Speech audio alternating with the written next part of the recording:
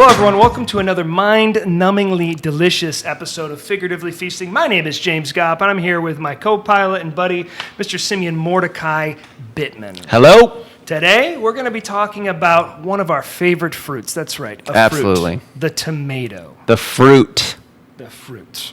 We're going to talk about its origins, where the hell this thing came from, how one country decided to essentially build their culture around it, including their flag. And maybe even more than one country. Indeed. And is this thing poisonous? Is it edible? What's going on with it? Is it a fruit? Is it a vegetable? And then we're going to sort of round it out with some modern takes on some recipes that we've been working on that doesn't include your Nana's pasta sauce or salsa. So, Morty, you ready for this? Morty. Sure am. All right. I'm super excited. So why don't we kick it off and you take us down this incredible, crazy rabbit hole. Okay. Imagine this. It's 700 AD. Or maybe it's 500 BC, because I read that too. And so much conflicting information, which is difficult nowadays.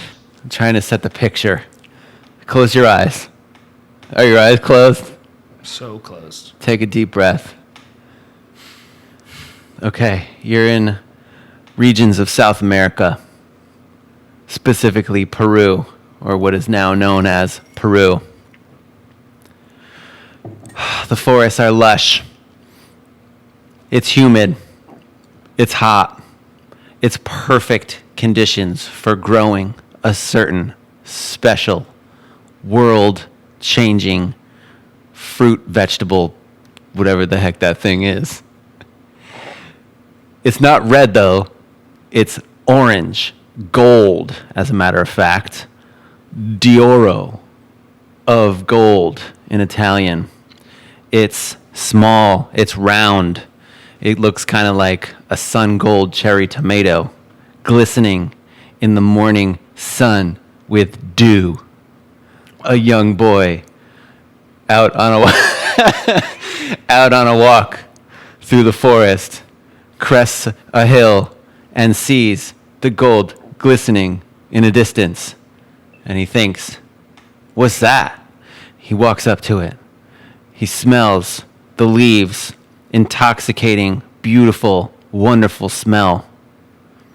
Takes it to his lips, crunches in, it bursts. Instantly dies. Dies, yeah. Definitely does not die. 200 years later, another boy comes. And so it goes forever. Does not die, enjoys, brings plant home to family and community. Everybody enjoys it. It then spends 1,000 years being prepared in various ways. The first of the tomato sauces, the first of the salsas prepared there in Peru, South America, and Central America, using, this was like pre-allium, so no garlic yet, but there were what they call garlic leaves. There was an herb called hoja santo. Beautiful. Yep. Yeah. I'm sure people will correct us if that. Yeah, right. Please. There were sunflower petals. There were popcorn leaves. Popcorn leaves? Yep. What is that from? Like some variation of corn, obviously. Yeah. Interesting. Like a popcorn flower. Huh. Corn flower. Okay. At least that's what it was called. Very similar to the microgreens you can buy sometimes from some purveyors. Sure. Or those little popcorn leaves. Yeah. Imagine those chopped up into a salsa, or just chopped up with peppers, chili peppers, and other spices. Interesting. Really interesting. So, 1,000 years in South America and Central America, the tomato flourished, began being cultivated. And it wasn't until the 1500s, that means the 16th century, that conquistadors came through Central and South America and discovered this wonderful fruit plant thing. So, but just briefly, I need to interrupt you here. Yeah. Can you imagine? I mean, like, what a crazy situation that must be. You know, obviously those types of people, the Spaniards, had this technology to build big, beautiful, strong ships that could rule the ocean, and they did for some time. Yep. But to then travel to some place, just essentially just traveling in a direction until you hit land, then you see some other people. I mean, what a whole different life. It's so disconnected from where we are. You come across these people that are so far behind you technologically. Yep. You know, their outfits that they're wearing, and it's so foreign. And then, but yet, in a way, you're finding this tomato, I think they called it, right? Yep. Is the tomato. Mm-hmm. Then finding chocolate and finding all these other things that are completely not growing in Spain, Mm-hmm. that are so different. It's like a whole different world, but you feel like a god next to them. And I'm sure in a lot of ways they see you as a god because of your technology. Insane. Yeah, I mean, so put wild. yourself in that shit. Yeah, imagine being the discoverer of a completely new ingredient, like a completely new food source. Yeah, a completely new world. Yeah. I mean, there's so many things outside of chocolate, outside of these tomatoes, outside of lots of things we have. Isn't it insane? Yeah, it's totally freaking such a trip. And that was only, I mean, it's all relative, but that's only 500 years ago. Yeah, so young. It's not Yeah. that long ago. Scaling, discovering new lands, finding new places that people had been in for a long time. Yeah, built So- civilization then. Yeah. So 1,000 years, basically, until tomato and all those other ingredients were discovered by other parts of the world, overseas. And the conquistadors were so intrigued by the flavor and the smell and the appearance of this vegetable that they sent seeds back on ships.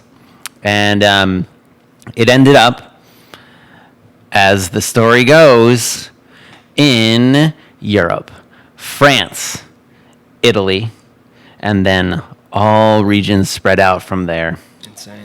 And it all kind of happened around the same time, though, man, like 1500s. It came over. It was considered poisonous. A lot of what people had for reference was a small, similar-looking fruit vegetable thing known as the deadly nightshade.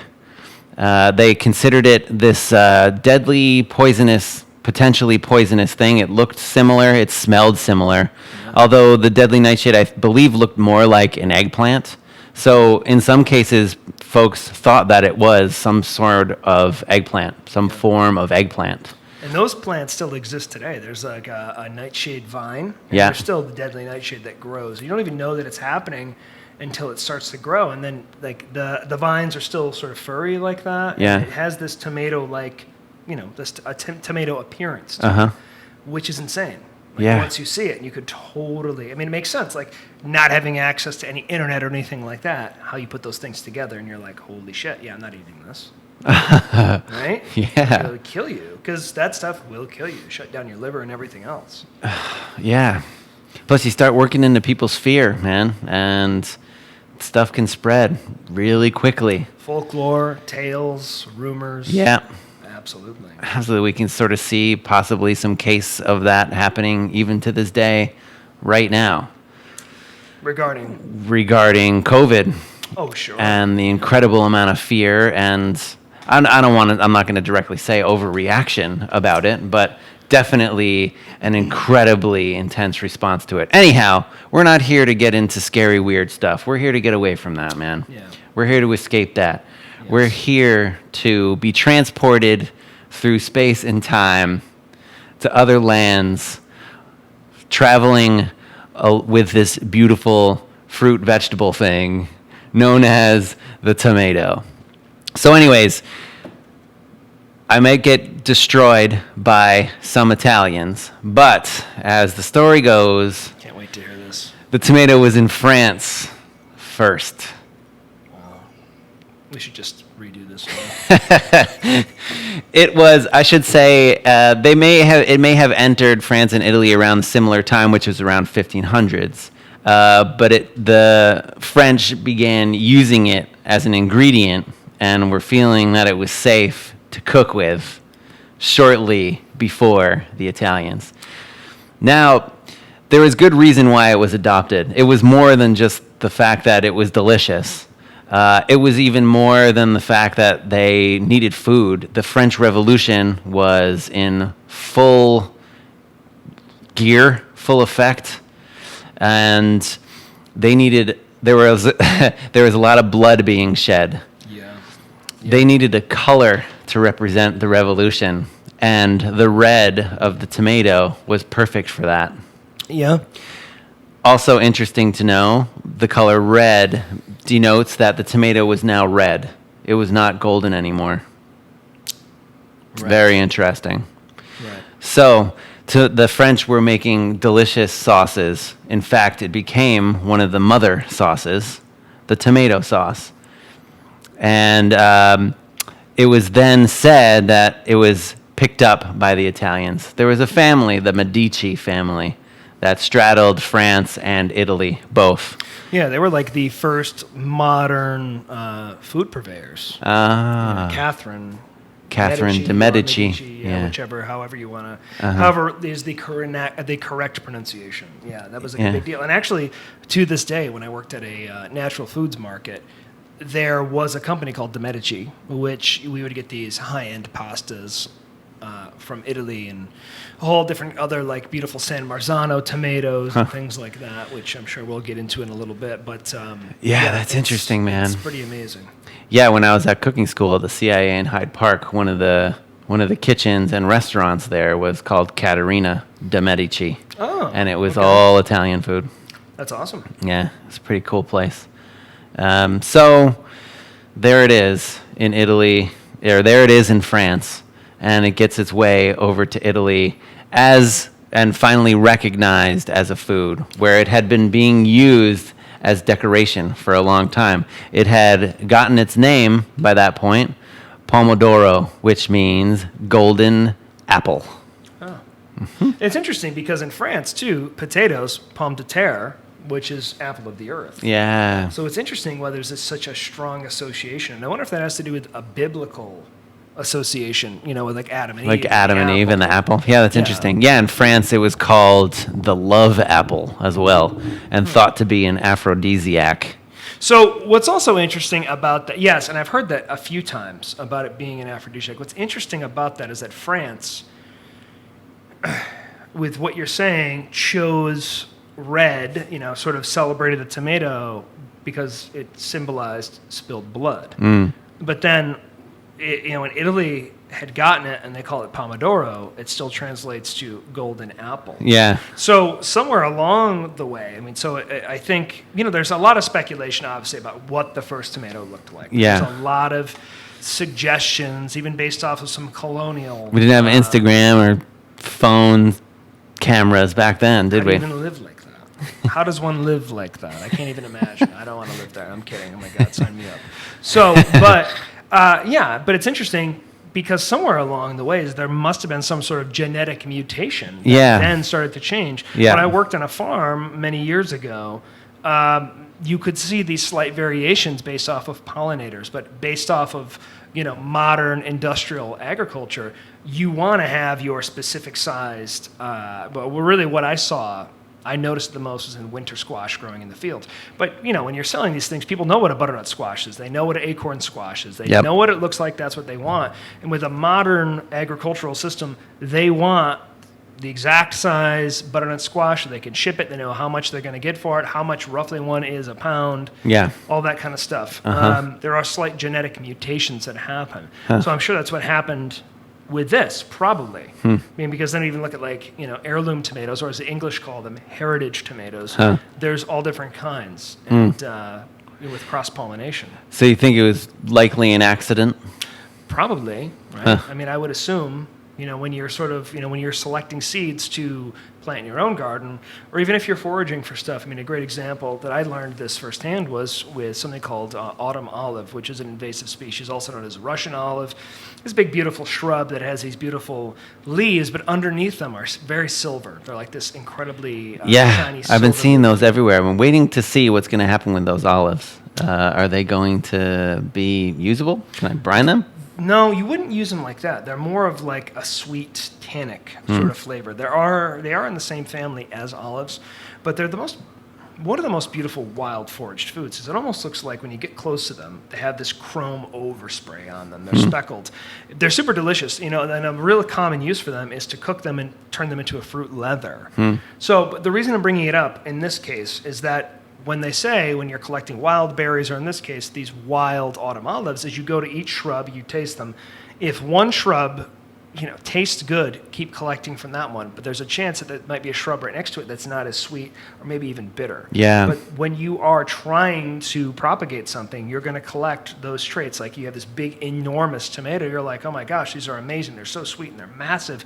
I'm going to make sure I save these seeds. You're not going to grow the seeds next to them. Yeah. You want these big things. And that's how it works over generations and generations. Huh. Who knows? That's maybe how the way it happened. Yeah. Maybe there was some combination of that and pollinators. Huh. So who knows? I mean, it's fascinating to see how something went from being essentially wild to then cultivated. And I'm sure the flavor, if we were able to somehow harness the flavor back from the Andes, where they came from, versus, today would be two different plants altogether, I'm sure. Yeah. So I'm sorry to interrupt you. Please continue. Yeah, totally. I don't remember what I was talking about now. Thanks. You're very What are we talking about today? Tomatoes, right? Tomatoes. Is that what it is? Tomats. Tomato. Yeah. So France, Italy. then they make their way to Italy, where they're also appreciated for their color, especially paired with basil, green, and fresh mozzarella, white, red, green, white, colors of the flag. So Why? I mean, I'm going to interrupt you again. Why do the Italians take such a shine to the tomato? Like, what is that about? I mean, the fact that they literally built their flag around these three things, but it probably started, by the sounds of what you're saying, with the tomato. And then they just loved basil. They loved mozzarella. So, what's the deal? my guess is that it was just the final link between stuff they had already had happening. Like they already had beautiful cheese, they already had the basil, they had olives, they had lots of different ingredients, and they were enjoying them all the time. Then the tomato comes along, it's savory, it's sweet, it's slightly salty, it has just this huge flavor profile, and someone probably cooked that thing up and was like, this tastes so good, I want to put some cheese on it and some basil. And they ate that and they're like, that's it. They're probably wanting to have an identity of some sort. They're always kind of this friction, this kind of stuff happening between Italy and France all these years. Who's better? Who's cooler? Who's got better food? Who's got better people? Who's got the better lifestyle? All this stuff. So they grab it, hold on to it tight. And it's like an age-old debate as to who was the founding country of gastronomy, Italy or France. Yeah, of course. And that's totally cool. I mean, let them duke it out, because if it makes them strive to make really good food, that then spreads to the rest of the world and inspires cuisines from all over the place, Sure, yeah. then by all means, go for it. So, yeah, Italy, first recipe recorded in 1781. It was a recipe called Pomodori alla Certosina by a Vincenzo Corrado. And it's basically a fish and anchovy stuffed tomato that's then fried, as the recipe says. I'm not sure what that means, because I don't think it was referring to egg battered, breaded, and then dipped in hot oil. But it could be. It could have just been a lot of oil in a pan or something like that, Right. and then served with more tomato sauce. Oh, yeah. Wow. Yeah. Wow. Yeah, okay. Well, that makes sense. So you think about even back then, the difference between French and Italian cooking. The Italians are always saying how simple and sort of almost rustic it is, but how it highlights all the ingredients. And the French are technique based and all that stuff. The French had their classic tomato sauce, their mother sauce that was veal stock, and a bunch of different steps and tons of different ingredients, and cooked down for hours and hours and hours, and skimmed and strained and all this stuff. Wow. Different phases. The Italians boil that tomato, take off the skin, maybe take out the seeds, no big deal. Cook it a little bit longer, smash it up, put some garlic and salt in it, and finish it with basil. And there you go. Wow. Yeah. That's interesting. And I'm curious about, like, why, because there was such a sort of conflicting discussion about if this tomato was poisonous, was it edible, whatever, because, there were also early specimens that made it into England, and they were really big into botany. A big study about plants. Yeah. Such beautiful greenhouses. Mm-hmm. And they used to have dedicated gardens that were poisonous gardens, like poison, so that you would know you can't eat these things and this things, but they were beautiful specimens. Wow. And the nightshades were also in that. But they considered at that point in time tomatoes to be a non-edible plant, only ornamental or whatever. There were some people that tried to eat it, but everybody, there's like some accounts written down where they just lashed against the texture, the mushiness of it, the sourness of it. And it's so funny to think about it, like, because if you don't know, like acidity and how good that is in a dish, it can be a total turnoff. Right. Yeah, totally. And it's spent basically in every part of the world when it finally... It hit Europe, and then it just spread from there. And it all kind of happened around the same time, which is 1500s, early 1500. It was considered an ornamental and poisonous for 200 years, if not longer. Which is insane. There are some regions of the world that, according to some of the research I did, it was embraced as an ingredient earlier on, like Japan. It was like 1600s. In India, even around 1500, it was starting to get used in dals and different sauces and things, and as a chutney. It took that long for people to get around to being comfortable with it. And even then, they weren't totally comfortable with it. So they were wanting to cook it a lot. So a lot of the early recipes or discoveries of it would be to preserve it, so that it would be around in the winter, because it definitely tasted freaking good enough that they knew they were going to miss it in the coming season. Sure. But also, it was just like cooking it down. So sauce, catsup in North America, chutneys. It would be pickled, all these various things. There was like early recipes for all these things throughout the world. Yeah, what I'd be curious about is knowing as to how it got to India. Do you have any clue on how it got there? The Portuguese. Interesting. So I don't know a lot about how the Portuguese ended up in India or their influence or any of that kind of historical perspective, but I do know that it was the Portuguese who brought it there, and it was in the 1500s, and it was like immediately caught on in India because it's so hot there. Yeah. It was perfect for tomatoes. Tomatoes do like it hot, and they like it pretty dry too, as a matter of fact, right? Exactly. Too much water and they split. They can get more susceptible to blight, all that kind of stuff. Yeah. So dry, maybe watered occasionally, but enough is exactly what they like.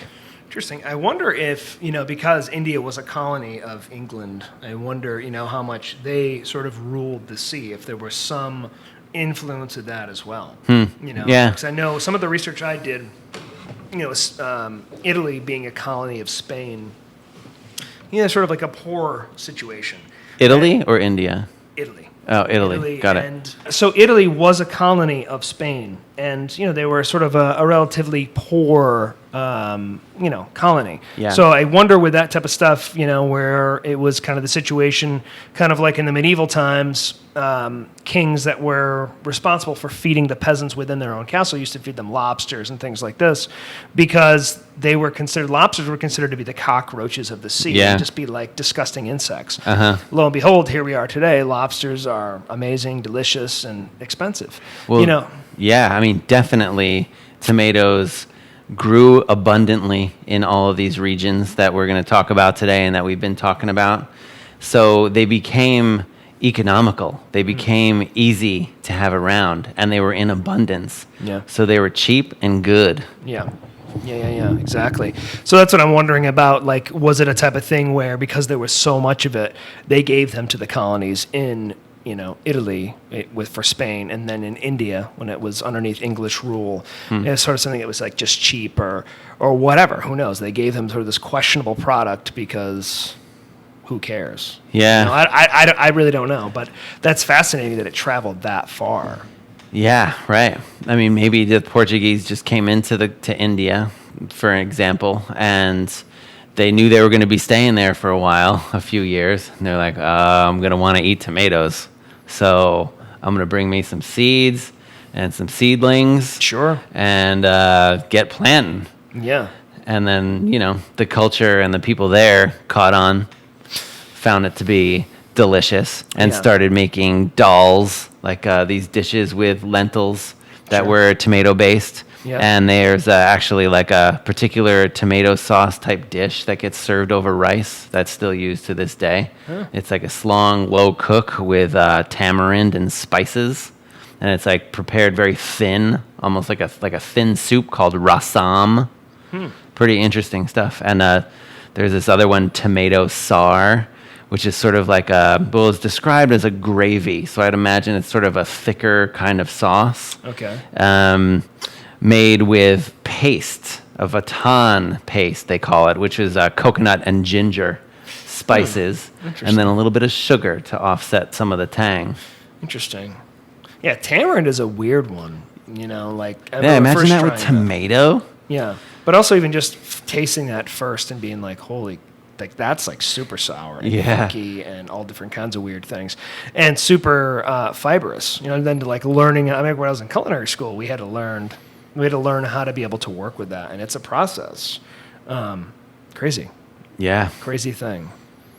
So. Yeah. So it goes. Italy, France. Back to Italy real quick. There was a very seminal cookbook published by Pellegrino Artusi. It was called La Scienza in Cucina e l'arte di mangiare bene. The Science of Cooking and the Art of Eating Well. Wow. Wow. So in that book was the first documentation of tomato sauce. And this book was very quickly and highly regarded as a food Bible.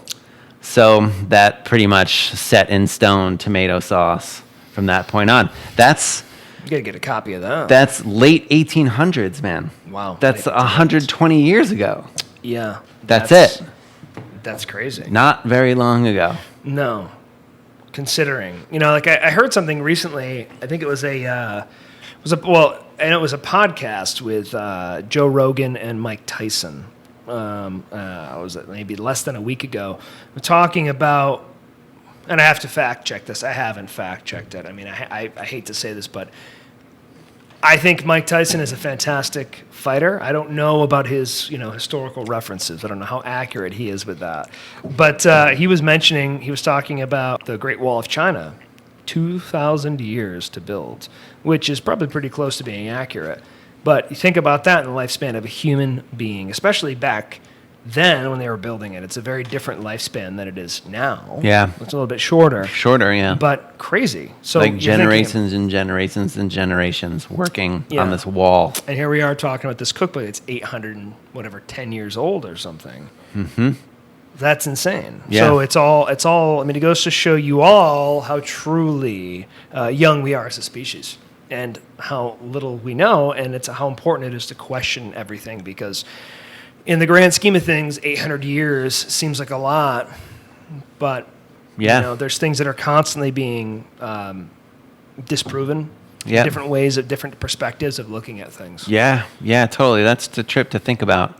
It's like we may have discovered all of the ingredients that could possibly be cooked with on the planet, but maybe we haven't. Yeah. If you consider foraging and all the things out living in the forest, things that we are rediscovering now as food sources that were very, very long time ago in all kinds of parts of the world. Yeah. Various herbs and flowers and all kinds of other plants. Yeah.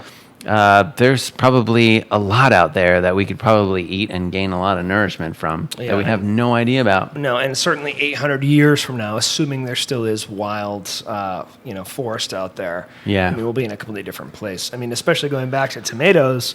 I there's still a big discussion right now about, is it poisonous? Are plants of it, are parts of it poisonous? Right. The roots and Can you eat the leaves? And, there's a lot of discussion about that. And for a very long time, the leaves were considered to be completely toxic. Right. But they contain tomatine, which is a different chemical compound than what's found in potato plants. And we were talking about this in the last podcast, I feel like. Solenoids. Yeah, so it's a different thing. Yeah. So, yeah, I mean, here's the deal. You eat enough, if you drink enough water, you'll die because you flush your body of all of the nutrients and everything else that you have. I mean, you're basically clarifying it when you can't live in a sterile, your body cannot live in that type of environment. You eat enough carrots, you'll get sick. You eat enough of anything, you're going to get sick. So there is a degree of toxins in everything we eat. So with tomatoes, are they toxic? Well, it depends on who you are. There are some people that have autoimmune diseases, people that have problems with inflammatory issues in their joints. And typically that stems back to nightshades. Now, nightshades, what are in the nightshades family? Peppers, eggplants, tomatoes, potatoes. What else? What else am I missing? I feel like there's other things. Did you say peppers? Yep. Yeah. I think that's it, man. I think, yeah. So there's that, maybe some other things. But those have been proven to, show signs of inflammatory. You said eggplant. Eggplant, tomatoes, peppers, potatoes, obviously tomatoes. Those types of things have shown to give some sort of, inflammatory issues for folks. Yeah. Now, that's not everybody. Some people, if you realize you're having issues with that, your joints hurt, if you're eating a lot of tomatoes, and tomatoes are in so many things that we don't even know. I mean, there's tomato in barbecue sauce. There's tomatoes, obviously, in ketchup. There's tomatoes in pasta sauce. There's a lot of things. Pay attention to that kind of stuff. If your joints hurt, then maybe work on working those out of your system. But if you don't have those issues, these vegetables, fruits, vegetables, are very beneficial to our system. Yeah. So, I mean, I've been screwing around with making stuff from, you can do, truth be told, the tomato leaves don't have a huge amount of flavor. I've tried to infuse them into vinegar, But what they do have is aroma. They do. Yeah, they certainly do. So when you're picking them, or even you go to the grocery store and you look at your factory-produced tomatoes, those vines on there, you pick them up, you smell your fingers, there's a high amount of aroma. Yeah. Now, I've had some success by running them through a still, and usually with a still, what happens is you're not focusing on the flavor.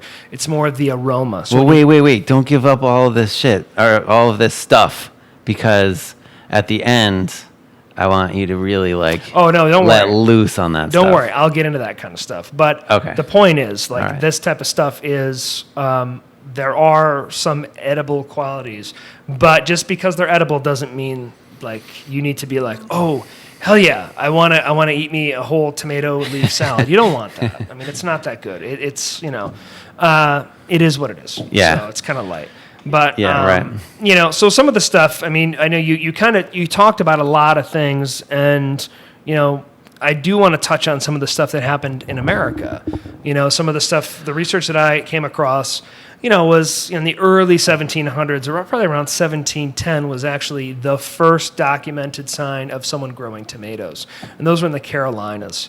And it's really interesting because when Spaniards came in, the conquistadors, they kind of owned that whole southern trade route down in that area, and that makes sense that they were the ones that sort of took the tomatoes and dispersed them. They had a sort of a home base in the Caribbean, and then ultimately the tomatoes came back to the homeland in Spain.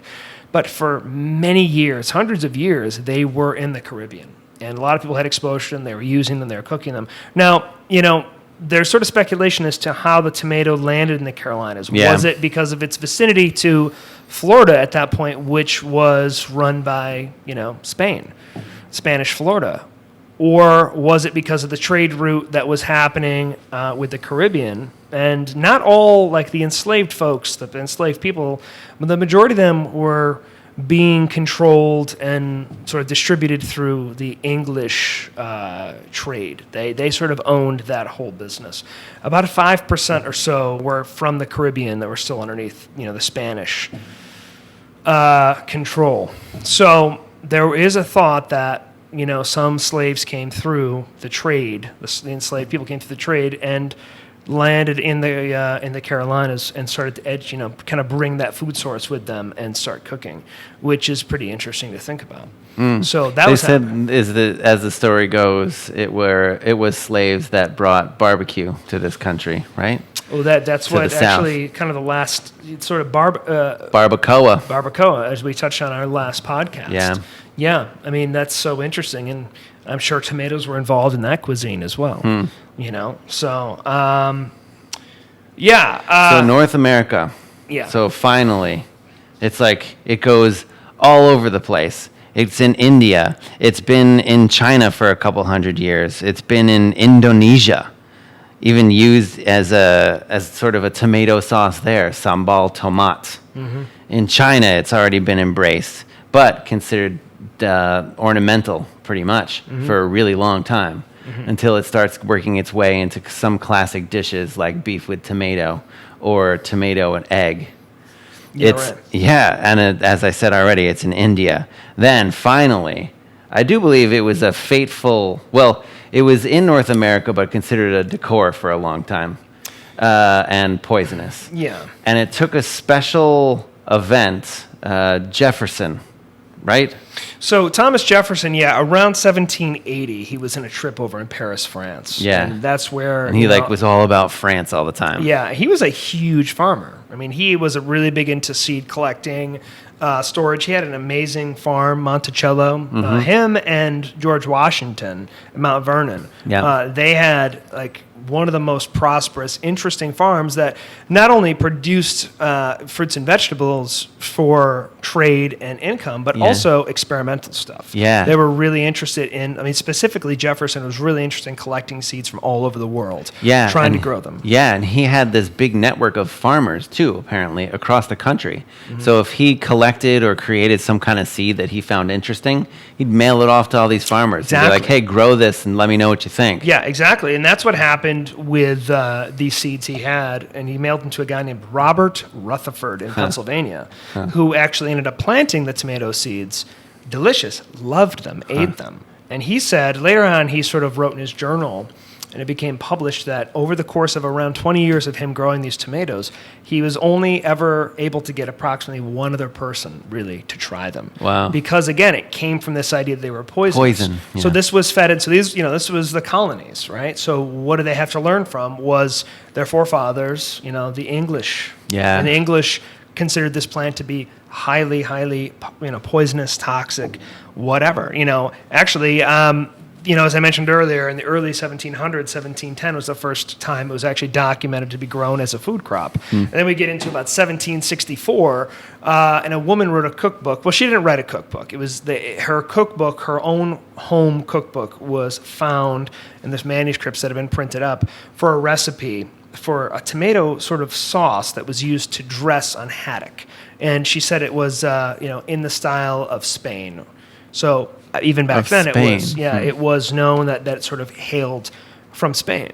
So around 1764, kind of going back just a little bit earlier, was when it started to make it onto farmers' calendars to know when to be able to plant these things. So again, this is a crop that's very controversial. A lot of people, you could have one state that would, say in Pennsylvania, that would eat these tomatoes, and then you might have a neighboring state that says absolutely not, these things are toxic. Yeah. And even as we get into today, even things like coffee, some people, I love coffee. Some people tell you it'll kill you with the caffeine and everything Right. else. And then you have some people Yeah. that are selling coffee berry extract that are super high in antioxidants and cancer fighting and all this stuff. Yeah. It's so interesting to me at this point in time in the world, we're still questioning these kinds of things. We don't really know what's good for us and what's bad for us. Yeah, and there are a lot of theories. There are a lot of ideas that it's Europe and, well, it's really North Americans and us here who are considerably behind in our development of understanding what is good for us and what isn't, and what Sure. kind of diet. So there's all these fad diets and all this extreme stuff we do to ourselves, All the and there are time, yeah. other regions of the world that have been pretty settled in what they've been cooking. They figured out moderation a long time ago, Yeah. and are sort of watching us wow, you guys are guys are pretty lost, I must say. What is that about? I wonder, right? I mean, it's like a lot of, I can't help but wonder if it's because, considering we're talking about when tomato sauce was documented, the first case of tomato sauce. Yeah. I mean, you got to think about America being created in such a short period of time, what we've achieved in not even that long of a time. But then you look at some places over in Europe that have been around for several hundred years. There's a stark difference there. And I think this country is built on, these sort of rebels, these renegades that left England, came over here, did their own thing, and somewhere along the way it was just push. I think, when I started my own business, I'm not going to mention any names or whatever, but when I started my own business, it was definitely with this idea that I was, as we tend to do sometimes, you leave a job when you're unhappy, you're disgruntled, and you're driven. That is definitely a source. So if you're sort of excommunicated from your own country, then you're excommunicated from your own country, then there's some drive there. You're going to want to achieve, and you're going to want to push you're going to want to hard. do everything different. You might even want to eat completely different. You're like, I don't even want to eat like that anymore. I want to just figure out how to nourish my own body and all my family in a way that has nothing to do with that place. Absolutely right. Yeah, you want to become your own thing. I mean, what was this phrase there? The Puritans, the Lord gave me a heart to pray and hands to work, I think was their term. And so that means they just busted their hump and prayed and had a vision in what it is they were doing. And, as you can imagine, those generations handed down, you get into a position, where we talked about last week, the titans of industry and how hard they worked to innovate, create business, create industry. So we've achieved a lot, and I can't help but wonder if that also then trickles down to the rest of our way of thinking, where it's, with these fads, these diet fads, we want to lose 20 pounds tomorrow. And what does that mean? Well, you don't eat food, you don't drink water, and whatever, and it's not good for us. And we look at food less as a pleasurable experience and more, I think a lot of us actually look at it as less the pleasurable experience and more as a means to an end or whatever, so we can have those really sweet Instagram pictures where we go in there and we Photoshop, we tuck our sides, we have those airbrushed abs and all that kind of stuff. It's really... it's crazy to think about. Interesting culture. And just... at the end of the day, we're a young culture. We're the youngest in the world. Correct. And we essentially were people from other parts of the world before who came here.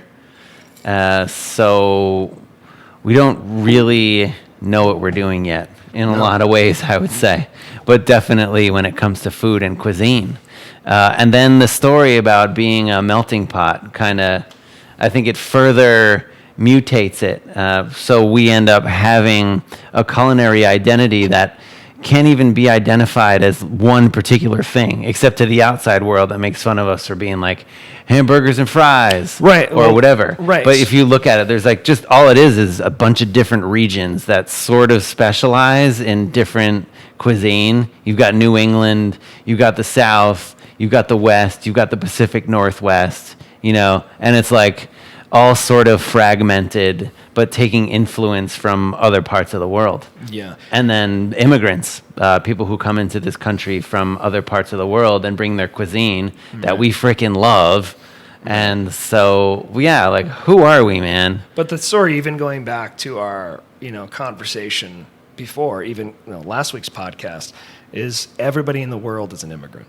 They've all gone to different areas. And because they've been in certain areas, again, so what else? I mean, I felt like this is a bit controversial to say, but I sometimes think that the United States is just too big.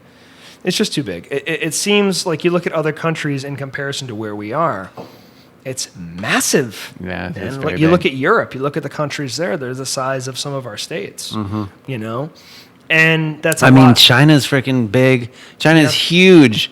And they've, and also cuisine fluctuates a lot in different regions of China. But when we think of it, maybe we're just being stupid, but when we think of Chinese cuisine, not just the crappy, whatever Chinese, Americanized Chinese that we've come to basically be addicted to because it's so freaking delicious. But we think of Chinese cuisine, we think of the entire country, and we see a lot of similarities, I suppose, in ingredients and technique throughout that huge freaking swath of land. Yeah. Yeah. It's interesting. I mean, obviously that is a big, it's a big country for cuisine. But when I think of things like, France and Italy, I mean, that is paramount. That's like a huge part of who they are. And France is freaking tiny, and so is Italy. I mean, compared to North America or China. Yeah, sure. So it's interesting to see all that kind of stuff. And again, going back to a conversation of how young we are, what is it going to be like, 800 years from now? Is there going to be, I have no clue. Like, what if this country decides that it wants to get broken up, and then all of a sudden it becomes, this type of this, the country is this specific type of food. I don't know. It's crazy how things change. Yeah, absolutely. Like, and there may not even be any.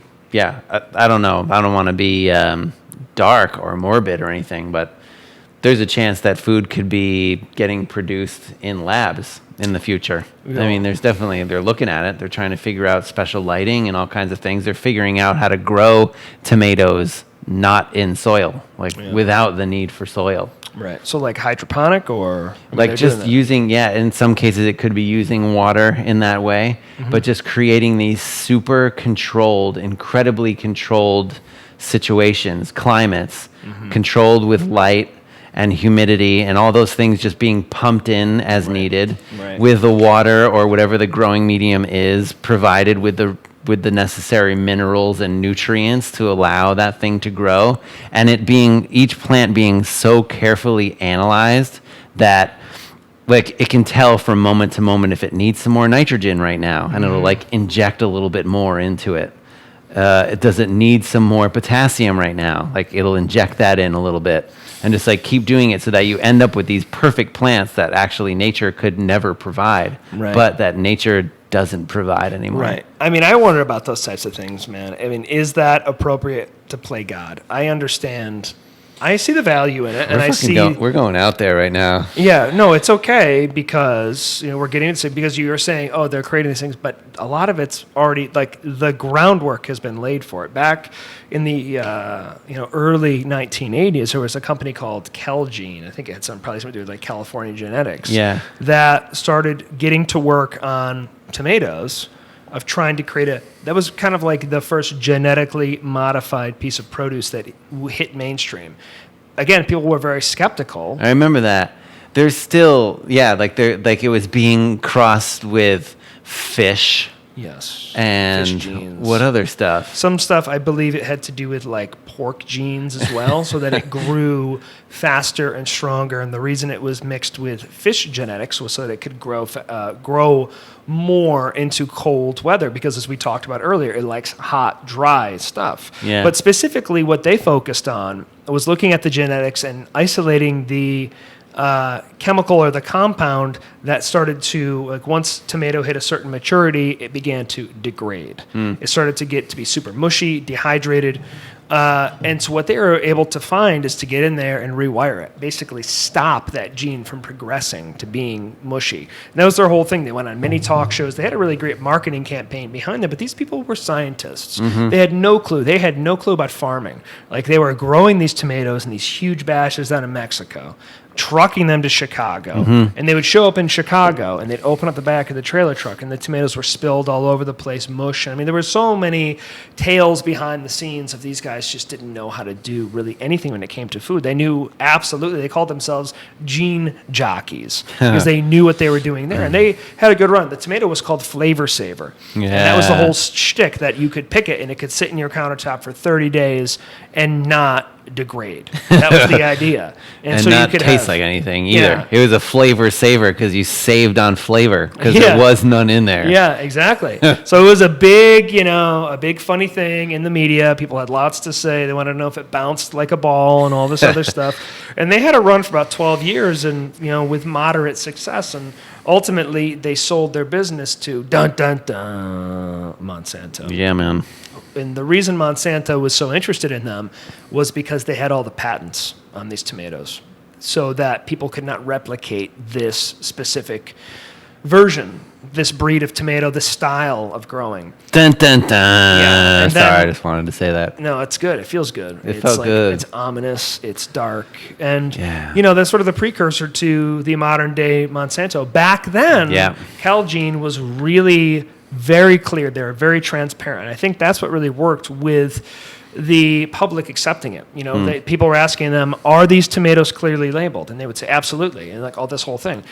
Now, Monsanto has fought DuPont, Monsanto, Nestle, labeling. lots of folks, the labeling. And as of 2012, I want to say it's like 93 or so percent. This is the study I was looking at of soybeans were all genetically modified, and 88%, I think, of corn was genetically modified, but not labeled. Yeah, not labeled. So, but Right. we're also talking about, okay, so what's the big deal genetically modified? It's not a bad thing, right? But depends on how you're using it. So we look at row 7 seeds. That's genetically modified. Yeah, I guess in Seed essence breeders, so that was the big argument that Celgene had said, was that they were manipulating one gene. Breeders are moving around all different kinds of genes. So row 7 seeds are breeding and cross-pollinating things for flavor. Right. So it's not entirely a bad thing, but it depends on what it's used for, because Monsanto has this program, Roundup. Yeah. So like with their corn and other plants, it basically, if an insect tries to eat the plant, they die. Yeah. And the plant is also resistant to pesticides. How can that be okay for us or animals to consume? Yeah. I don't get it. I mean, that to me does not make any sense. I mean, Yeah. maybe, and this is me, I could be proven wrong.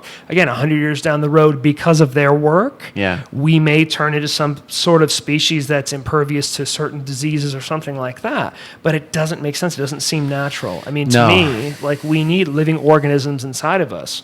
And if you're consuming something that has the ability to kill an insect, how do you know that's not killing some beneficial bacteria inside your body? Yeah, I'm sure it absolutely must be. And Like, again, it talking- totally must be. Yeah, going back to, not to beat a dead horse here, but talking about how young we are as a species, we have no clue. We have no clue what these long-term effects are going to be. Yeah. And that's the scary part. I mean, when you look at, a more modern tomato here, you cut them open, these hothouse tomatoes. Tomatoes, in my opinion, are not meant. It's sort of the quintessential thing I go to all the time when it comes to eating seasonally and eating locally. They're not meant to be consumed 365 days a year. We've already touched upon this on one of the other podcasts. Yeah. You cut into a tomato, you look at it. Yeah. Look at it right now. If you guys, right now we're in early September. In the Northeast. If you cut into a tomato now, really, like, obviously, like maybe mid to late August, you cut into it and you can see the cross section. You want to see the outside of it to be like just this deep, beautiful, whatever color the tomato is, like an heirloom tomato. What makes an heirloom tomato so special is that it's never been, or at least in a very, very long period of time, it has not been crossbred with any other, genetically modified type of vegetable to make it grow more. Yeah. So with the heirloom tomato, it grows. It doesn't produce a ton of fruit, but it produces an amazing quality fruit. Right. There are a lot of tomatoes that are grown not with flavor in mind, but yield in mind. Right. And a lot of these tomatoes you're buying at the grocery store are also picked, I would say, 98% of tomatoes that are not in season, maybe even more, probably more than that, probably all of them, honestly, are picked when they're dead green. And then so what does that mean, right? So that I've means seen this process. I saw it in Central America when I traveled through briefly, and I was working on farms and stuff. And mostly I was working on organic farms, but we were toured through a conventional tomato plantation. And I saw them. I saw them being picked when they were green, dunked in these giant... I'm sorry, can I interrupt you, but how are they picked, by hand or by machine? In this case, it was by hand. A lot of workers out there. Also, like hours before those workers went out, there were planes flying over, dropping pesticides down. Yeah, amazing, right? Anyway, so they get dunked in this water, so I guess that's rinsing them off. They get pesticides. Yeah, they get fed onto or caught up onto a conveyor belt. They get put through a chamber where they are fumigated with a slow and controlled ripening agent, ethylene or something like that. Yep. And then they go right into boxes, and then stacked, and then giant trucks come and take them away. Yeah, it's amazing. I watched a farm out in the Midwest, and they were growing specifically processing tomatoes. So it was with Prego, the tomato sauce company. The video was sponsored by them. But this guy would grow, he said in 1 acre was over 8,000 plants planted. So they were able to plant them in these rows. So this big sort of cultivating machine would go over and just take them out, and there was a color coding computer in there where it would register if it wasn't ripe, it would spit them out. So, I mean, that's great for them, but also what a tremendous amount of waste, right? Yeah. But also they're just being just rifled into these huge containers, and they could fill 20 of these containers. And it looks like, they're like probably a 20-foot long, probably by 10-foot wide container, 20 of them a day, which is a tremendous amount. But also the way in which they're be harvesting, that. I mean, a good tomato, so here's the deal. When you're getting those tomatoes the majority of the time in the grocery store, they're picked when they're not ripe. So that means the full flavor, the acidity, the sweetness is not there. So when you're eating something, it's like crispy water. So with these guys, the processing facility is literally a quarter mile down the road, less than a mile down the road. So they're harvesting them, and they're just being bounced around all over the place. And then they're immediately getting processed either into peeled tomatoes, tomato sauce, whatever. Yeah. It's insane. But I don't know. I mean, to me, I cannot stand eating tomatoes in the middle of December because there's just no flavor. Yeah. Because with anything like that, even corn, unless you have summer corn and it's ripened, and I mean, any good farmer will tell you, and anybody that's an avid corn lover will also tell you corn is the best the day that it's picked. Yeah. Immediately after that, it starts making the conversion from sugar to starch. Mm-hmm. So you get southern corn. It's like you bite into it, and it's like this idea: you can grill it, you can add all different kinds of seasonings, butter, salt, the wood smoke on it. Yeah, it's still going to taste pasty and starchy. Yeah, totally. There is one way I like to have tomatoes in the winter, if I can, preserved in some way. I wish you didn't. What? But I wish that you didn't. But go ahead. Preserved, man. From the summer. Yeah. Take the bounty. Agreed. Can it, jar it, do whatever you want. I was looking at some of the early applications in North America of tomatoes to try to keep them around. This was in the antebellum South, before the Civil War. Yes. What do we got? Sun-dried cakes. They'd take them, smash them up, form them into a cake, and leave them out in the sun. So literally, it was just tomatoes smashed. Yeah. Interesting. So what held them together? Because it wouldn't. They held themselves together. Maybe they just. Okay, interesting. There was also I didn't look at what this was, but a dish called knuckled veal. All right, that doesn't sounds pretty freaking awesome. Yeah, and what was the story with that one? I don't know what the heck knuckled veal is, but it was a form of using and preserving tomatoes so that they could be around in the winter time. So must have been somehow maybe using veal shank in some way. Yeah. Braised maybe with so somehow braised, or allowing the marrow to come out, and then the fat perhaps preserving it on top like an early sort of rillette but with tomato. And veal? I don't know exactly. Interesting. Yeah, there's so many things to talk about preservation, but I think when you're talking about tomatoes, I think it makes sense to get really clear about what it actually is. So we've known for so long. Is it a fruit? Is it a vegetable? Yeah. Is it a vegetable? Is it a fruit? Yeah. So legally in the United States, it's been listed as a vegetable for about 140 years by the law, smashed down by the Supreme Court. Because that's important. That's important for the law to step in and of course, because they need to make their money. Yeah. So this whole situation stemmed from way back. There was I think it was the Tariff Act of 1883. I want to say, if my notes are serving me, they're someplace here, but there's not even words on there. No, it's all upward. I mean, you should see it. It's like a child wrote it with crayon. But anyhow, yeah, the Tariff Act, and really what the situation was that vegetables were taxed as they came in from shipments. Fruits were not. Huh. So this gentleman ended up bringing in a ton of tomatoes and the government taxed him on it, and he went to court to fight it. He was like, what are you talking about? These are fruits. Because botanically speaking, they are a fruit. They're not a vegetable. Yeah. Also interesting why vegetables were taxed and not fruits. Fruits would seem like they would be the more appealing thing, and thus should be taxed, since they would be coming in more and more popular. Depends. So, I mean, I think based off of the ultimate decision to tax them and label tomatoes as a vegetable to make money, you got to think, who knows what was coming in? Was there potatoes coming in from different places? Were there this and that? I mean, onions, who knows what they were coming in? I mean, those are crops. I think people survive more on vegetables than they do on fruits. And maybe there were already enough fruits in the country. They weren't taxed. Like there are peaches, there are apples, Oranges. there were oranges. Right. So maybe we were good on all that stuff. We weren't importing those things. Yeah, but who knows? I mean, it could have been a huge crop in an off season or something with tomatoes, because tomatoes can grow here. Yeah. They've been proven to grow Right. here. So maybe this guy had like somehow a feed on something really special in the off season, and somebody. It's just amazing how, who knows what started it, right? To be a fly in the wall in a conversation like that, because somebody could have had a bad day or just needed to feel powerful, and they were like, you know what, we're going to tax you. Ultimately, the guy lost, and they labeled tomatoes as a vegetable. But the truth is, as I mentioned earlier, botanically speaking, they are a fruit. And if you can imagine 140 years of having them be thought of a specific way into a classification. So I've been doing a lot of research, inspired by this conversation, this podcast, and different things. And there's been a lot of sweet applications, which we'll get into. Yeah. But I've brought those up to a few people that aren't necessarily like elbow deep in the culinary industry like we are.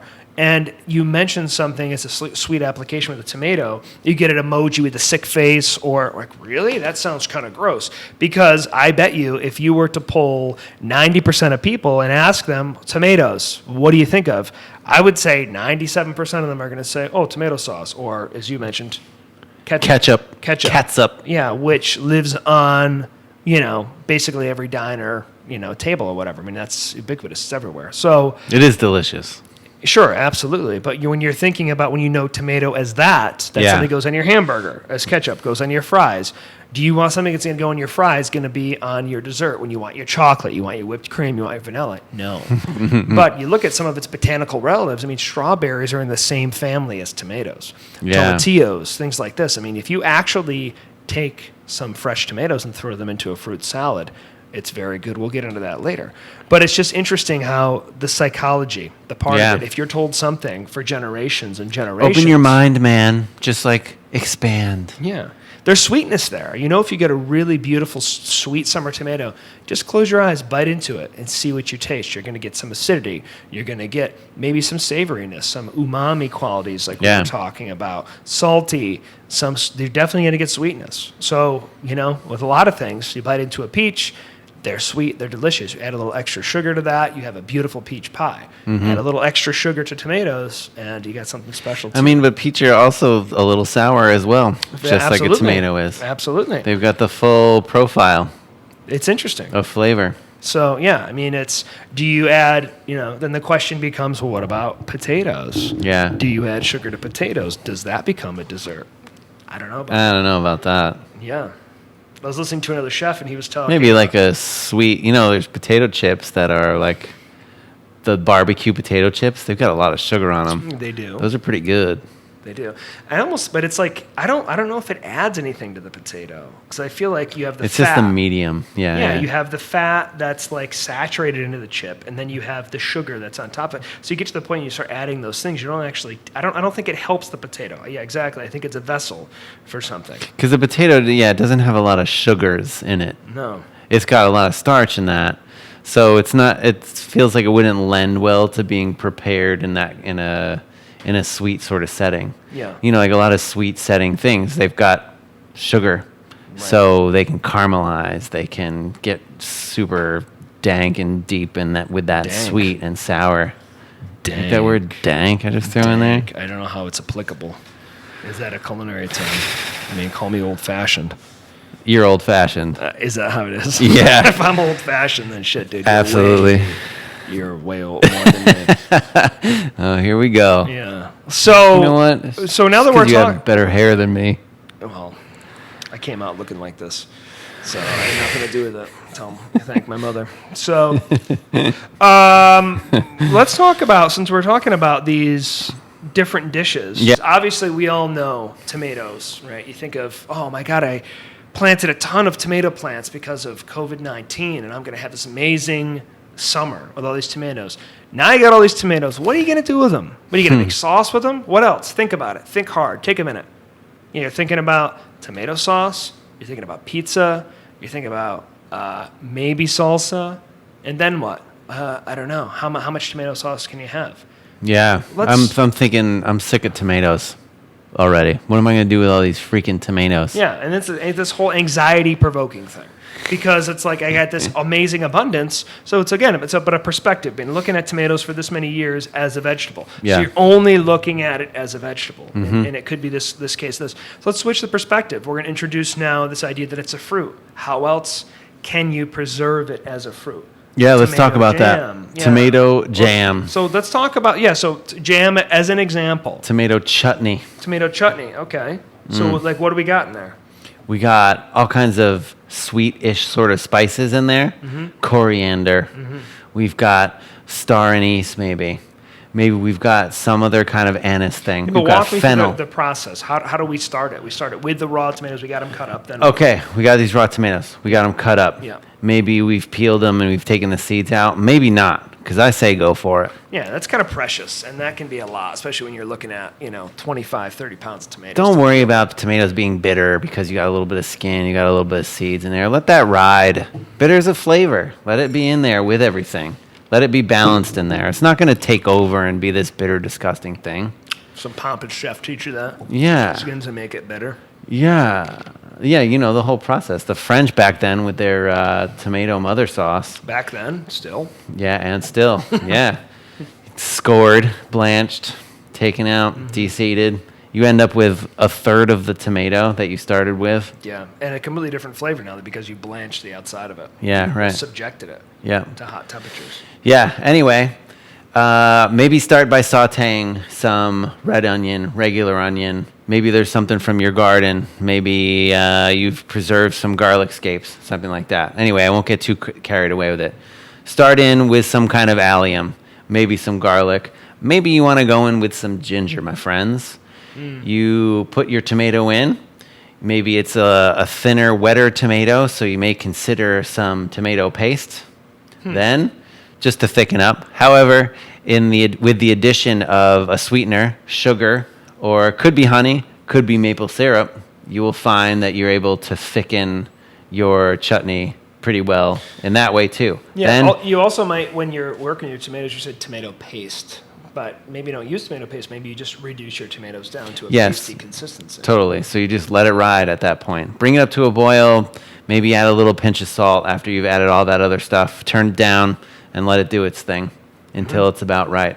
Yeah. And from there, you've got a very beautiful, aromatic, sweet, savory, sour chutney. That's an awesome side for meats, for grilled vegetables, for those deep winter burgers. Even like a richer fish, I would guess, like salmon too. Totally. Or if you really want to get wild, like a bluefish. Absolutely. I mean, it's versatile, and I think that you make that. There's always this level of making something yourself. Lamb, duck, maybe even. Yeah, totally. I mean, it's So pretty versatile. good. It's going to kick the hell out of any ketchup any day of the week, and even like your sweet Baby Ray's barbecue sauce. Yeah, those early ketchups too. I think when you look at old recipes, I'm sure you've seen them. They had a lot more aromatic stuff to them. They were actually a lot more interesting than what they are now. Yeah, a lot of high fructose corn syrup nowadays. Again, with the genetically modified corn. Totally. Yeah, a couple other things too, just to realize. Like when you're storing, we're talking about preservation now. You can cook your tomatoes now. You store them in the fridge, right? All the time, 100%. No, you never, ever, ever. Well, there's only one reason you'd ever store your tomatoes in the fridge is because basically they come to a point where they're amazing, and then once they're ripe, they start to degrade after that. Yeah, so yeah. if you know you're not going to be able to get to them, and you start seeing some of them starting to split, you got the fruit flies happening. Also, where do fruit flies come from?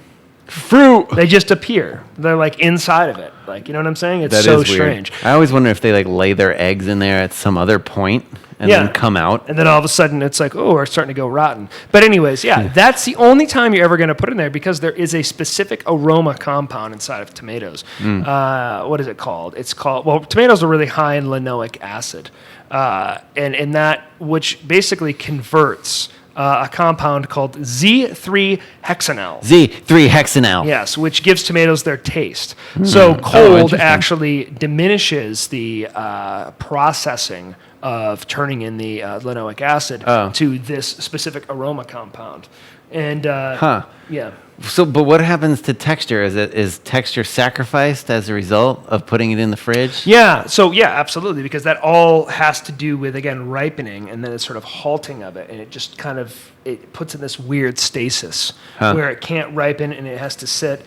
It's not bred to do that because it wants to ultimately get mushy to decompose because really just the tomato husk, the shell itself, is just a vessel. Every single plant wants to spread its seed. So this whole thing is like a womb. So it gets to be super delicious, That's exactly super what it is. whatever. It's like a giant swollen ovary or something. It's exactly right. That's how what they refer to these fruits as. It's a is fruit. ovaries. It grows like a freaking fruit. Exactly. And so then what happens is it creates this beautiful thing, and then it falls from the ground. It mushes down, and the seeds either go into the ground or they try to attract other other animals like birds or whatever to come and pick it up and carry their seed around. Ultimately, all plants want to spread their seed. That's the story. So again, Spark Notes, only ever put your tomato in the refrigerator if you can't get to it and you're going to use it. They've shown studies where 24 hours up to 3 days it can be okay, but anything after that, really once it gets below 60 degrees, that includes out in the fields.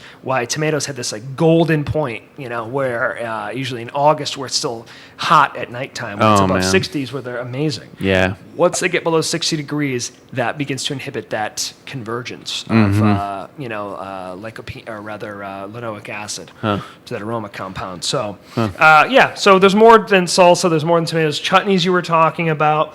For me, Simeon's been sipping on tonight a little martini. So again, you're thinking about tomatoes. Another nickname they had was stinking golden apple. And that was the other thing, which I found kind of funny because of the way how aromatic the plant was or is. And they're thinking to themselves, wow, okay, so it grows red, it stinks, it got this aroma, this thing cannot be edible. It's all these indicators why you should not consume it.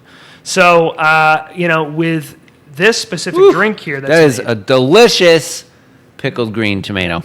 So happy to hear that. Oh my God, dude. So what I did was I took the tomatoes, I mashed them up with a masher, combined equal parts vodka, and then cooked it sous vide underneath pressure. Vodka. So what you're doing is by putting it underneath vacuum, you are breaking the cell walls, you're pulling out the oxygen, and basically just getting Let all them that marry each beautiful- other. Yeah, absolutely pulling out all that beautiful tomato essence. Cook it at 160 degrees. So you're not really cooking it super hot to sort of change the flavor, but enough to help extract some of that flavor into the alcohol. Ice bath it, strain it, put it into a vacuum press. And if you don't have a vacuum, I have a Rotovap, and I ran it through there. If you don't have a Rotovap, let it just strain through cheesecloth. It's not going to be ultra clear, but it's going to be clear, and you can still use it. And you have this delicious infusion. And then also we garnish it with these salty brined green tomatoes, sort of like an olive. So you want a nice salty tomato or salty olive to go. Oh man, that's so good. What were you gonna say? Quick geek question. Yep. How long does it need to be in the Rotovap? Basically, so what you're doing there is you're extracting everything. So the answer to that is until it's done. So is it hours or what? So depending on your vacuum pump that you have, I mean, for me, ultimately, it was probably about 2 hours it was in there for. All right. So I was looking to extract every single thing. Now, if you're doing something, if you're running alcohol yourself, you're only looking to pull out the alcohol vapors from it, and the rest of it is just water. Yeah. So it's different to distilling, but in this case, it's already been distilled. I'm working with the finished product with vodka, so I want everything that tomato has to offer. Gotcha. Yeah, So, that's cool. Other things too. A green tomato sorbet. It's delicious. It's tart. It's sweet. Also ingenious. Yeah, why not add a bunch of sugar to a tomato and make it into a sorbet? Yeah. Just like you would a peach, just like you would passion fruit, just like you would strawberries, raspberries. Exactly. Same deal. I had this concept of wanting to do, because right now the reason I'm talking Green about green apple. tomatoes, a green apple, right? So it's the same sort of interesting flavors you're getting out of it, sourness. The reason is because right now tomatoes, they're still fruiting, but they don't have the daylight, the warmth to fully ripen. So a lot of people are going to have tons of green tomatoes to work with. Yeah. You can also, to speak of Simeon's chutney, you can make a green tomato chutney, which is also super delicious. I wanted to play around with this idea of making a red tomato ice cream, making a basil ice cream, and then making a maybe Parmesan The ice cream. colors, man. Oh, there you go. But you think about, I'm trying to think of like a classic Napoleon ice cream. You know, you go to the grocery store and you buy the Breyers or whatever, and you have those things. So imagine layering those. You make your first tomato, that goes down, then you make your Parmesan, and then you make your basil. You know, so you have those three things, you cut it into a log and present it like that. So that's a great way of preserving the harvest as well. Oh, yeah. Nice. As I mentioned earlier, throw those tomatoes into a fruit salad. You know, if you got plums, something else that's similar in texture, they're going to work in there because they're going to add a different textural element. It's not going to be disgusting, believe me. No, I mean, tomato tart tatin, which we've talked about before, I mean, just like a classic apple tart tatin, it works really well. Yeah. Again, with the butter, the sugar, the acidity of those tomatoes, the puff pastry on top. Cook it in the cast iron. It'll rock your world. Cast iron. Yeah. Oh, all day long, baby. All day long. I love it. I'm more of a simpleton. Simpleton Bittman. Simpleton Bittman. I just like incredibly beautiful, delicious tomatoes. Heirloom always seems to do the trick. But I just got a batch of locally grown plum tomatoes this past week. Dude, unbelievably delicious. Really? Absolutely amazing. I got them because I was going to make some sauce to put by. I haven't gotten to the sauce yet at work. We got 20 pounds of them. We're putting them in salads everywhere. We're putting them as little sides. We're just like quickly making like these awesome spreads with them and a little bit of basil and some olive oil and salt and pepper. I got them from our boy Nick. Yeah, from I don't remember the farm though. Yeah. Sorry about that. That's okay. I understand you don't care much about the product. You just care about getting it out.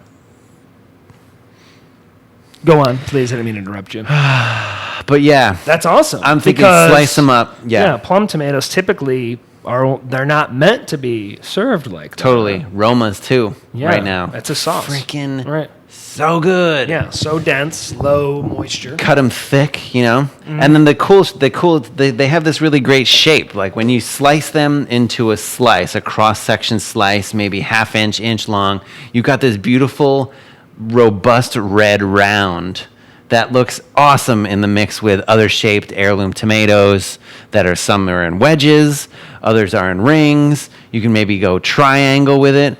So that's what I've been all about, is very like salads presented with the tomato more or less raw, uncooked, but in different cool shapes on a bed of basil. Instead of just like sprinkling basil over the top, I'm just like, dude, get crazy with the basil. Wow, really? Just a bed of basil. So it's like sitting in there. That's great. I mean, that's something you would never think about doing, though, in the winter, right? No. Because there's nothing there. You kind of can't. I suppose you could travel around the world and be hitting the tomatoes while they're in season throughout the world. Sure. And be like nailing it. Right. That would take a lot of commitment. Yeah, I mean, mostly the reason why you won't have a tomato here in the winter is just because of the transport time and of all the methods employed to try to like preserve it from getting older or whatever.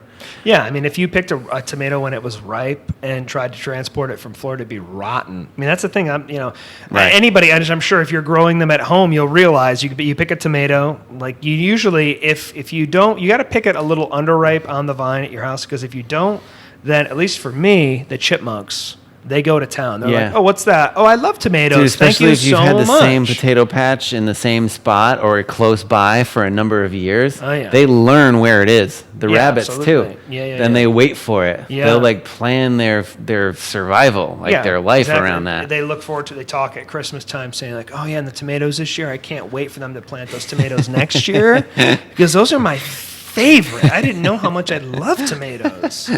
Each year they keep getting better. So true, man. Yeah, exactly. But heirlooms in particular, I think it's good to pick them a little bit early. For sure. You can control the ripening of them in Yes. that way. Yeah. You just got to wait. Yeah, exactly. And then, as you know, you pick them, you put them on your counter when they're ripe. When they're ripe, you better eat them because a day or two later, they're going to go to raw. So you pick something. That's why heirloom tomatoes have not been commercially available for a long time because of that. Because they're odd shapes, they're different colors, whatever. They don't pack perfectly. You get a regular beefsteak tomato. You know exactly what size it's going to be. You know how many count it's going to be per flat. You know how long it's going to last. Yada yada yada yada yada. Yeah. It's consistent every time. Yeah. So that's yeah. so wild. Yeah. Science is amazing and also a monster. It is. I mean, it can, as you've mentioned before, you can't, light a candle without casting a shadow. And it's unfortunate because a lot of this stuff, including, which we'll probably get into at a different time, the modern agricultural movement was industrialized agriculture was meant for a good thing. It was meant to feed the world. But it became a monster and capitalism, stepped in, and that was the big problem.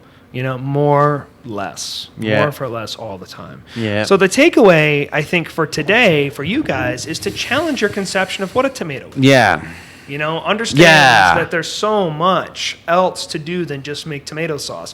And I also understand that we live in a world where you're completely just spoon-fed, force-fed even, all different kinds of information. And there's so much, there's so many recipes out there that you can easily get to, but maybe because it's so easy to get to, you don't get to them. Because you'll think, I'll get to them later. Meanwhile, you got 500 other things going on because it's so easy and your tomatoes are going rotten. Yep. So love your tomatoes. Do something special and do something different. Yeah, do your tomato sauce. Absolutely. 100%. Put that up. Yep. But don't turn all of your tomatoes into tomato sauce. Experiment. Have fun with them. Preserve them. Put them up. One of the biggest things I'll leave you with for me that I love is, I love the combination of a richness with tomatoes. Right? Summer tomatoes are so acidic, they're amazing. To complement that acidity is some richness. So I love cooking them with a lot of butter. And you can serve them basically a buttered tomato salad, and it's delicious. Salty, some fresh basil, boom, done. Maybe a little pinch of chili flakes, awesome. Love it. You can take that same situation, cook a lot of butter with salt, basil or thyme, garlic, whatever you have. Yep. And then throw your tomatoes in there to warm them up. Yeah. Pack those tomatoes into a mason jar. Absolutely cover them with the butter so nothing is showing. And you can preserve those tomatoes. And I will tell you, when we broke into June this year, I had my last jar of preserved tomatoes. From last kept in year. the refrigerator, and you crack into them and you smell it. It's literally like smelling a beautiful summer tomato, kind of smoky, kind of meaty, totally herbal. You capture the entire, summer basil as well. So all of those compounds are fat soluble. So that is the way to keep them. Yeah. So just expand your horizons. Yeah. You got a little bit of period of time to do that now. Yeah, and use them fresh, but try them fresh in combination with different ingredients that you're not used to using, but that makes sense. If you think about tomato as a fruit, that sort of could open up a new vocabulary for you. Like James mentioned, putting it in a fruit salad. How about something else that's growing around this time right now that tomatoes are at their most beautiful, which is wild grapes or Concord grapes. And grapes are starting to come in. Speaking of aromatics. Yeah, there you go. You find those Concord grapes, you can smell them a mile away. Yeah. That's interesting. Imagine like a nicely sliced or a halved with a nice sharp paring knife and then de-seeded Concord grapes in on top and around tomato salad, like beautiful fresh tomatoes. Yeah. Maybe you've got some grape juice or wine, cook it down to a syrup. Maybe combine a little reduced cider in syrup in there as well. Yeah, right, because that's coming out too. Yeah, exactly. Season apples like the Polar Reds. Yep, exactly, man. Yeah. Sprinkle that over that salad? Yeah, I could see how either way, either the cider or even the reduced down grape juice in this case would be like a great substitution for like balsamic. And also similar textures. I think that would be an amazing thing. So that's a great way to look at things. And again, sort of, I love that idea of bridging cuisine, or rather, I love the idea of bridging the seasons, because you sort of have that sort of baton handing off from summer to autumn, and there's that brief moment where it's like a couple weeks where those two things are in season together, and they grow, or they go great together. It's that phrase, what grows together goes together, man. Absolutely. I also think that our bodies, depending on where we're from, are used to getting that combination of vegetable and fruit that's in our region at each time of the year, at each season. So we're sort of predisposed to accepting and probably appreciating these flavor combinations as as more of a thinking people that have developed cuisines, we've gone more in the direction of thinking about food in the context of the cuisine and which ingredients go together and which definitely don't. But probably on a deeper level, we have a much deeper acceptance about which seasonal ingredients are coming up right now and putting them together in a beautiful dish. Absolutely. And also, just to sort of round out what you're saying there, is that all of this stuff wasn't like we were gifted at the beginning of the civilization a cookbook that said, put these things together. Yeah. It's by trial and error. Probably died. Probably a lot of poison. Yeah, tons of that. I'm sure so many people died from trying things. But the point I was saying is a little less grim than that, is that try things together. Pair them together. You're never going to know. Maybe you like something that somebody else doesn't like. Don't let that deter you. Don't let somebody tell you, a tomato martini, tomato ice cream, that sounds disgusting. Try it and see if you like it for yourself. You're never going to know. This tomato martini, unbelievable, man. So good. Clean, refreshing. Yeah, I thank you. Clean, refreshing, but like sour, as the martini usually is, because it's got that element from the olive and from brine if you like it dirty. It's just like it makes total sense. Yeah. Well, thank you very much. It's a great change in perspective and a great celebration, sort of like, a toast to a good tomato season. Yeah, I love that. Yeah, I think that's probably going to do it for us now here. So as always, if you guys enjoyed this content, which I hope you did, please give us a follow at Figuratively Feasting on Instagram. Yep. Drop us an email at figurativelyfeasting@gmail.com for questions, concerns, feedback. I mean, we love, what are you interested in? Drop us a line. Tell us what's up. Yeah, and I would love to continue the conversation about tomatoes and about recipes around the world. If you are in a country that's really far away from us right now and have been inspired by tomatoes, please tell us about some of your ideas, some of the things you cook with, some of the things you grew up cooking that involve tomatoes. Like, I reached out to some folks, like some Indonesians and some Chinese cats, and they were stoked to send me so many different recipes and ideas, things that they grew up with that involved the tomato. Like, it's near and dear to our hearts, this beautiful fruit, vegetable, mostly pretty much fruit thing. That I think, frankly, we take for granted on a daily basis. It is everywhere. It surrounds us. And I think, speaking for myself, I had a lot of fun with this project because it just enlightens you. And it helps you have a much more healthy respect for this thing. Yeah. It deepens the knowledge. And we love sharing knowledge. We love learning new things. Absolutely. So let us know. Yes. So, until next time, gang, thank you so much. We'll see you later. Bye-bye.